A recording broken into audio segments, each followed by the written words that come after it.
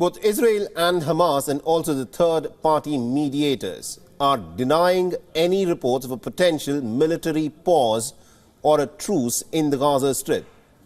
The hopes of a potential ceasefire were strengthened after the American President Joe Biden claimed, while he was eating an ice cream, that a deal could be reached as early as next week.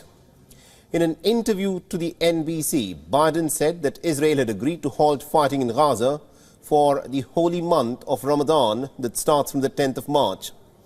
But officials from Israel, Hamas and Qatar are now saying that there are several key differences that still remain for any kind of an agreement to happen. Media reports even say that Israel is surprised that Biden even specified a date and had used the word ceasefire.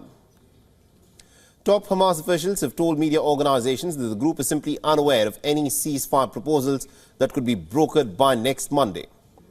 Meanwhile, the U.S. Secretary of State Anthony Blinken spoke to his counterparts from Saudi Arabia and the United Arab Emirates, and according to the U.S. State Department, Blinken emphasized Washington's dedication to broker peace and also to create an independent Palestinian state. Qatar, which along with the United States is a key mediator, has added caution, hinting at a different timeline than what Biden has suggested. A Qatari foreign ministry spokesperson said that they don't have an agreement so far.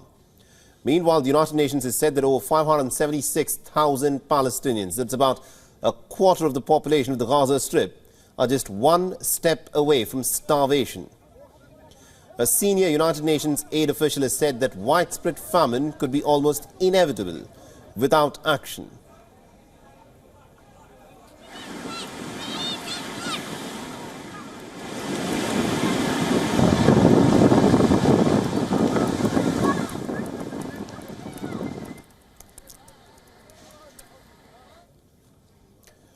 From across the border, Jordan's Air Force dropped aid into the devastated Gaza Strip. King Abdullah said that humanitarian aid must be doubled to prevent a hunger crisis affecting the 2 million Palestinians who have been stranded in this mind-numbing war.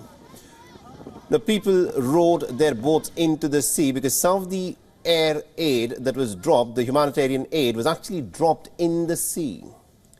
And many of the Palestinians had to row their boats and try and fetch what was believed to be humanitarian aid that was dropped for them. 4 C-130 aircraft, one belonging to the French armed forces, carried out the airdrops. Jordan is urging its Western allies to lobby Israel to increase aid coming in from the kingdom. The flow of aid entering Gaza from Egypt has in fact declined pretty dramatically in the past few weeks. Israel has maintained that it is not blocking the aid. It has instead blamed the United Nations and the Palestinian side for the delays, even though it is Israel that is responsible for the blockade into the Gaza Strip at the moment.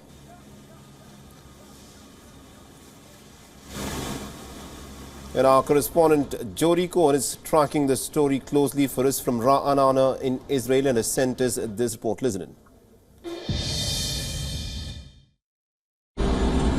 Yes, so Qatar has relayed Hamas's response to the latest outline of a deal. Now, despite President Biden's optimism, remember, he believed that a deal could be agreed by Monday. Hamas, Israel and Qatar have all cast doubt on that timeline. An Israeli official has expressed very cautious optimism that a deal could potentially be reached, but said that progress is slow and large gaps remain. Israel is reportedly waiting for Hamas to provide a list of the hostages who are still alive, as well as a list of which Palestinian security prisoners Hamas wants released early from prison. And Israel has suggested that once it receives the information, then talks could then potentially advance. Now, on aid, Israel has said that it has video evidence that Hamas is stealing 60% of the aid that's meant for Gazan civilians, and said that aid inspected by Israel for weapons has been waiting for days to be picked up by UN agency for the Palestinians, UNRWA. Israel's now looking for alternatives to UNRWA, which it has accused of being complicit with Hamas. WION is now available in your country. Download the app now and get all the news on the move.